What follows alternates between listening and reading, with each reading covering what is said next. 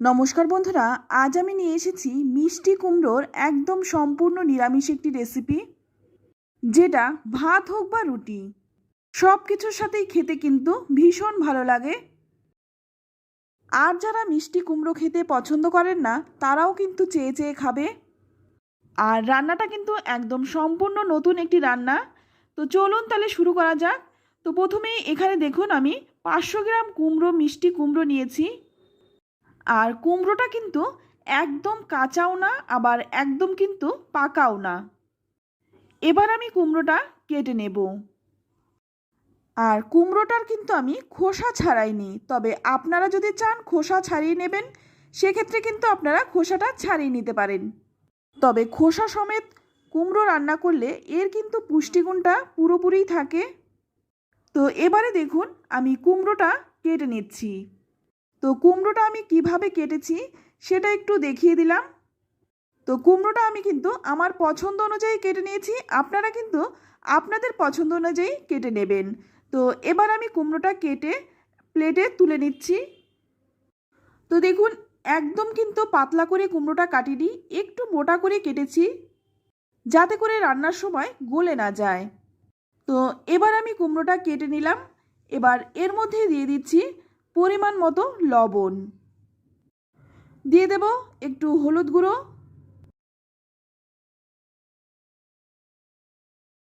আর দিয়ে দিচ্ছি সামান্য একটু লাল লঙ্কার গুঁড়ো। এখানে আমি ঝাল লঙ্কার গুঁড়োটা দিয়েছি, আপনারা চাইলে কাশ্মীরি লঙ্কার গুঁড়োটাও দিতে পারেন। এবার সমস্ত গুঁড়ো মশলাগুলো কুমড়োর গায়ে ভালো করে মেখে নেব। এটা মেখে আমি 10 মিনিট রেখে দিচ্ছি।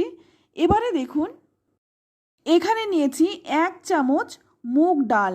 আর এই মুগ ডালটা কিন্তু আমি খুব ভালো করে পরিষ্কার কাপড় দিয়ে মুছে নিচ্ছি। তো আপনারা চাইলে কিন্তু ডালটা ভালো করে ধুয়ে তারপর শুকিয়ে নিতে পারেন, তবে আমি কিন্তু এটা খুব ভালো করে দেখুন মুছে নিলাম। এবার এই ডালটা আমি তুলে নিচ্ছি। এবার চলে এলাম মূল রান্নায়। এবার দেখুন মুগ ডালটা শুকনো খোলায় একটু ভেজে নেব, তবে এই সময় কিন্তু গ্যাসের আঁচটা লো টু মিডিয়ামে রেখেই ডালটা ভাজবেন। তো ডালটা দেখুন ভাজা হয়ে গেছে, এবার তুলে নিচ্ছি। তারপর ডালটা আমি ঠান্ডা করে নেব। ডালটা ঠান্ডা হয়ে যাওয়ার পর গুঁড়ো করে নিয়েছি। আর দেখুন একদম কিন্তু মিহি পাউডার করিনি, একটু দানা রেখে ডালটা আমি গুঁড়ো করে নিয়েছি।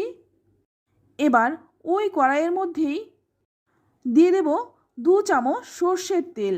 রান্নাটা আমি সর্ষের তেলে করছি, তবে এই রান্নাটা কিন্তু সর্ষের তেলেই খেতে বেশি ভালো হয়।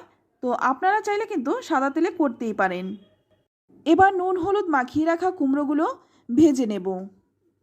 তো একদিক যখন ভাজা হয়ে যাবে তখন উল্টে দেব। তো দেখুন এই রকম করে কিন্তু লালচে রং ধরিয়ে কুমড়োগুলো ভেজে নেব। তো কুমড়োটা আমি 2 ব্যাচে ভাজবো, তাই প্রথম ব্যাচের কুমড়োগুলো ভেজে তুলে নিলাম। এবার দ্বিতীয় ব্যাচের কুমড়োগুলো কিন্তু একইভাবে ভেজে নেব। তো এটা কিন্তু ভাজা হতে থাক, এইদিকে আমি একটা মশলা বানিয়ে নেব। তার জন্য এখানে নিয়েছি 3টে কাঁচা লঙ্কা আর 1 ইঞ্চির মতো আদা। এই আদা আর কাঁচা লঙ্কাটা আমি থেতো করে নেব। তো আমি এখানে মশলাগুলো থেতো করে দিয়েছি, আপনারা চাইলে কিন্তু একটু বেটেও দিতে পারেন। তো এবার এর মধ্যে দিয়ে দিচ্ছি 1/2 চামচ জিরে গুঁড়ো, 1/2 চামচ ধনে গুঁড়ো, 1/2 চামচ দিয়ে দিচ্ছি হলুদ গুঁড়ো, আর দিয়ে দিচ্ছি সামান্য একটু হিং। তবে যাদের হিংয়ের গন্ধ অপছন্দ তারা কিন্তু হিংটা বাদ দিয়ে দেবেন। এবার সামান্য একটু জল দিয়ে মশলাটা ভালো করে গুলে নেব। মশলাটা গুলে যদি 10 থেকে 15 মিনিট রেখে দেওয়া যায় তাহলে কিন্তু মশলার স্বাদটা ভালো আসে। তো দেখুন এভাবে আমি মশলাটা বানিয়ে রেখে দিচ্ছি। এদিকে দেখুন আমার সমস্ত কুমড়োগুলো কিন্তু ভেজে তুলে নিলাম।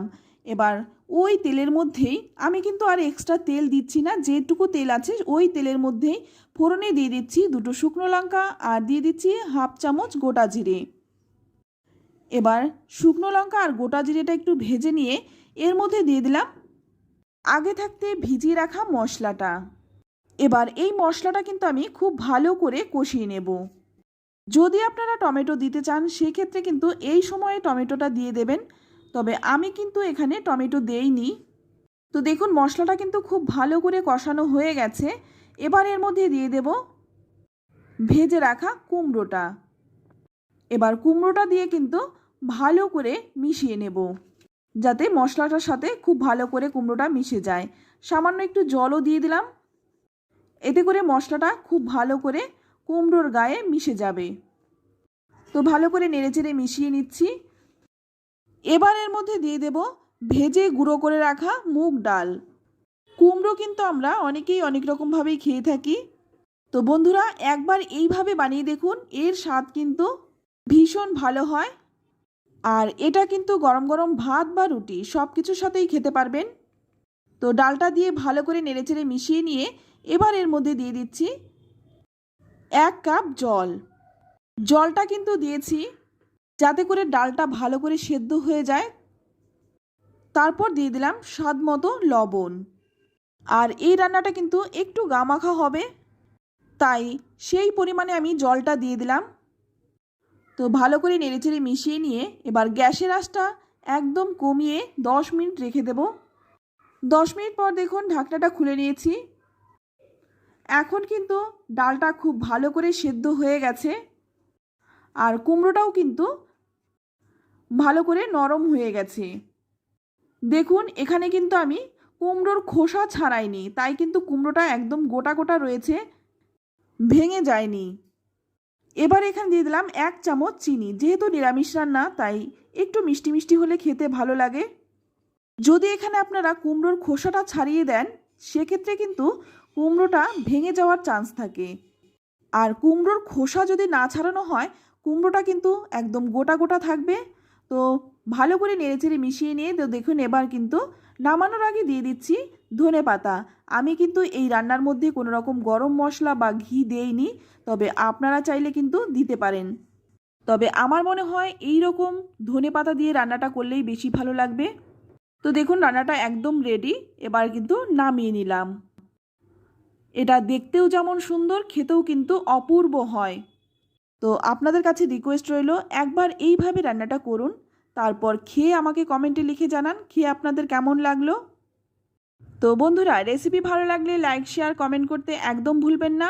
আর আপনি যদি আমার চ্যানেলে নতুন হয়ে থাকেন চ্যানেলটা সাবস্ক্রাইব করে আমার পাশেই থাকবেন। তো আজ এই পর্যন্ত, আবারও নিয়ে আসবো অন্য কোনো নতুন রেসিপি। সকলেই ভালো থাকবেন, সুস্থ থাকবেন। ধন্যবাদ।